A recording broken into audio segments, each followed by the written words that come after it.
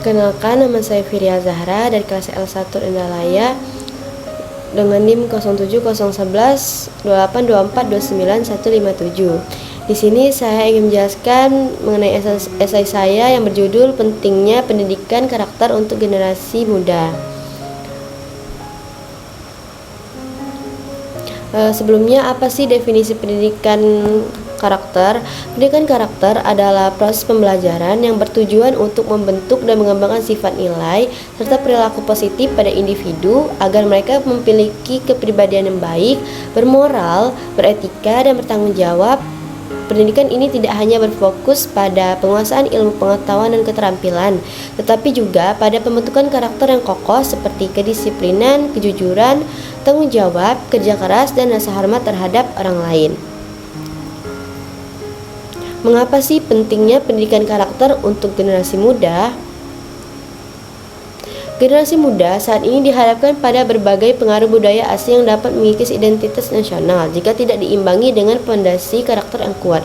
Fenomena seperti hedonisme, individualisme, dan minimnya empati menjadi tantangan nyata yang harus diatasi melalui pendidikan karakter.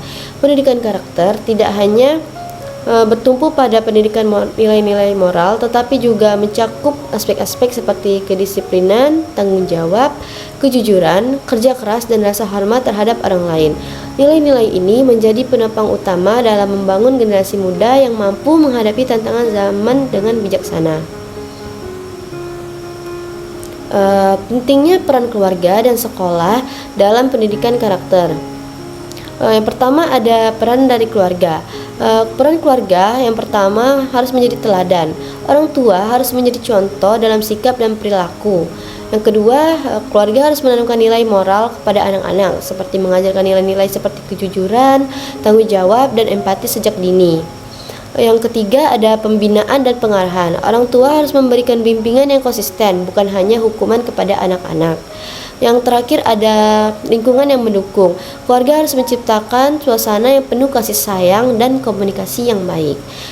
Selanjutnya ada peran sekolah untuk pendidikan karakter. Yang pertama ada harus menjadi agen pembelajaran karakter dengan mengintegrasikan pendidikan karakter dalam kurikulum.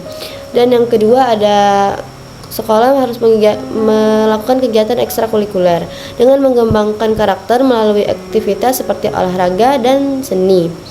Yang ketiga ada teladan dari guru. Guru harus menjadi panutan bagi anak-anak dalam perilaku dan sikap. Dan yang terakhir ada penghargaan dan pembinaan dengan menghargai perilaku positif dan memberikan bimbingan bagi anak-anak yang membutuhkan. Apa sih tantangan dari penerapan pendidikan karakter dan bagaimana solusinya? Tantangan dari penerapan pendidikan karakter ada 5, yaitu yang pertama, kurangnya kesadaran dan komitmen. Banyak pihak yang masih menganggap pendidikan karakter sebagai tambahan, bukan sebagai bagian utama dari pendidikan, sehingga kurang mendapat perhatian serius dan implementasi yang konsisten.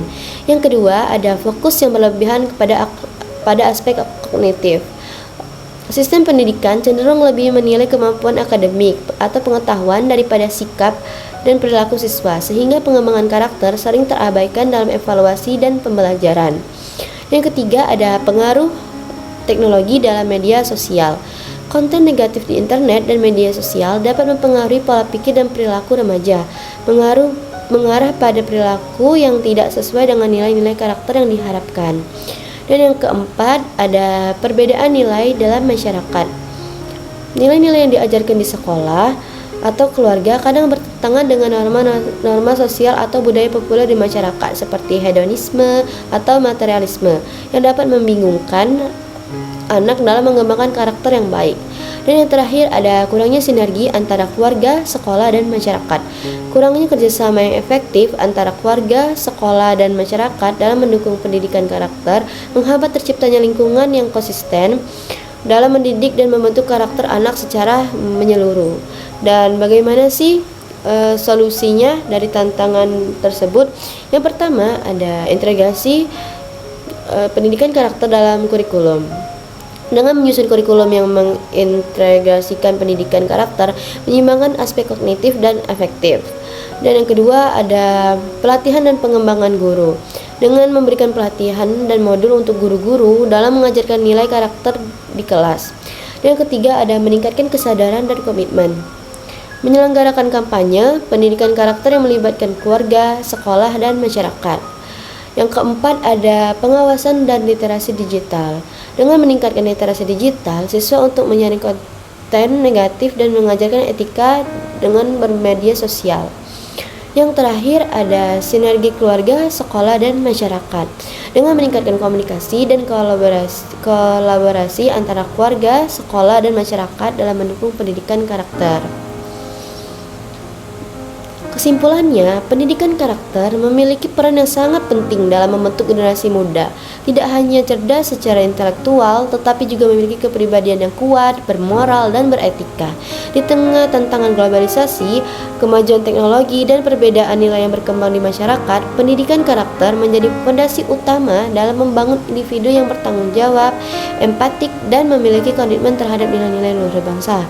Dan dengan adanya sinergi antara keluarga, sekolah, dan masyarakat, serta kebijakan yang mendukung, pendidikan karakter dapat membantu generasi muda menghadapi berbagai tantangan zaman dan menjadi agen perubahan yang positif. Pendidikan karakter bukan hanya membentuk individu yang sukses, tetapi juga memperkuat kedudukan moral dan sosial bangsa dalam menghadapi masa depan. Baiklah, sekian dari video saya. Terima kasih sudah menonton. Bye bye semuanya. Wassalamualaikum warahmatullahi wabarakatuh.